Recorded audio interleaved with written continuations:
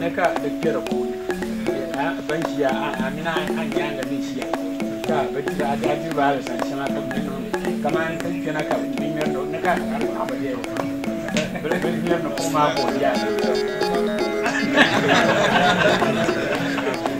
I can never know.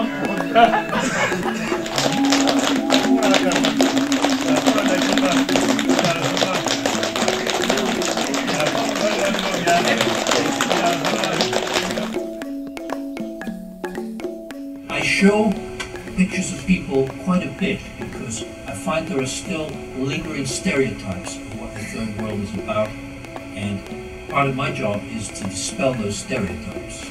So I ask people, do these folks look like they're starving? Do they look unhappy? Do they look repressed? Are they badly dressed? Are they the vision of the third world that is projected to us by the media?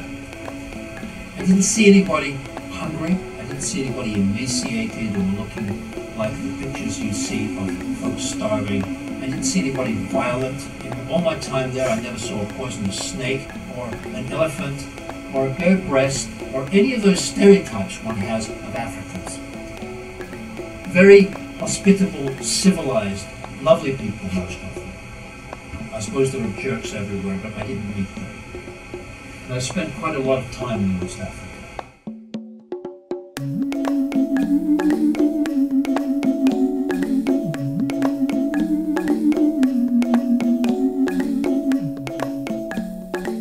All over the world, people are just people.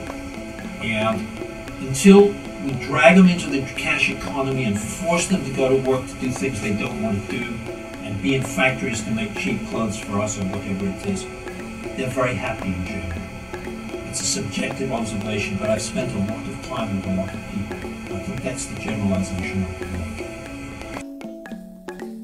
make. We tend to think it's them and us, but then we get looking at who us is, and I realize that our own ancestors not very long ago were actually behaving the same sorts of ways.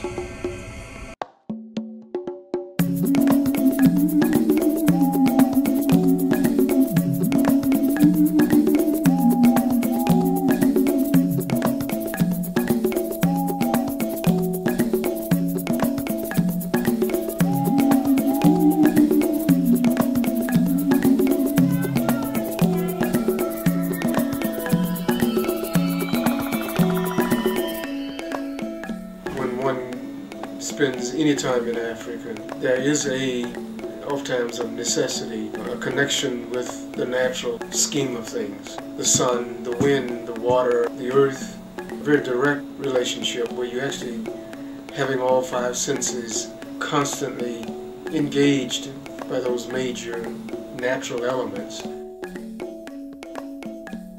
The beauty, the most fundamental beauty of earthbound and earth-centered building is the fact that it's easy, it's capable of being modified.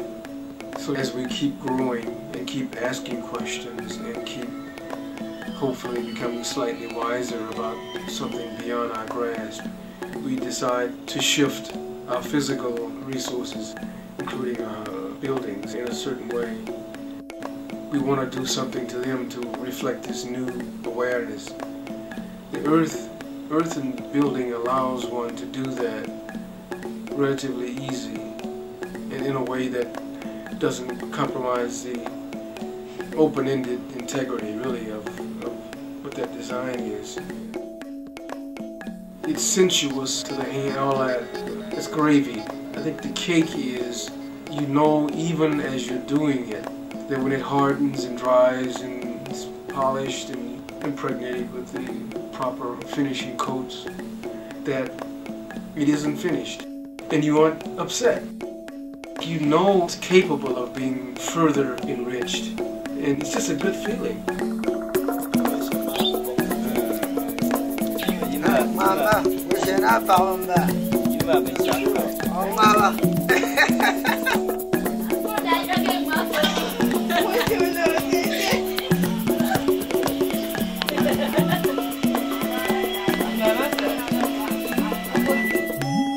We have something called Dawa Dawa tree. that Daudawa leaves, we soak it in water. And you see this gravel.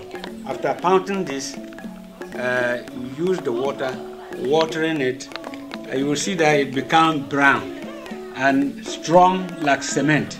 So locally, if we don't get cement, that's what we do. And so cement is a new technology, but this is formerly what we used to do. Up till now, some of us are still using it. And it's very good. It's very hard like cement.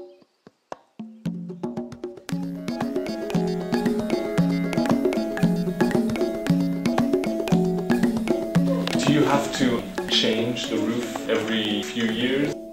When the grass are rotten, and it takes so many years before it's rotten. Some take more than 15 years, 20 years before you can change it.